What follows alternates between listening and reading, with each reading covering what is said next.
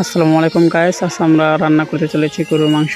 রসুন বাটা, গরুর মাংস, পেঁয়াজি ভাজা, আদা, ধনিয়া পাতা এবং নানান রকম মশলা দিয়ে ভালো করে মিক্স করতে হবে। মিক্স হয়ে গেলে একটা পলিথিন দিয়ে বেঁধে রাখতে হবে কিছুক্ষণ, 4 ঘন্টার মতো। ডালটা দিতে হবে, তেল দিয়ে ভালো করে ভেজে নিতে হবে। সব কিছু ভালো করে কষানোর পর একটু পানি দিয়ে তা সিদ্ধ করে নিতে হবে। কিছুক্ষণ পর তার দেখে আবার নেড়ে দিতে হবে যেন ঠিক মতো সিদ্ধ হয়ে যায়।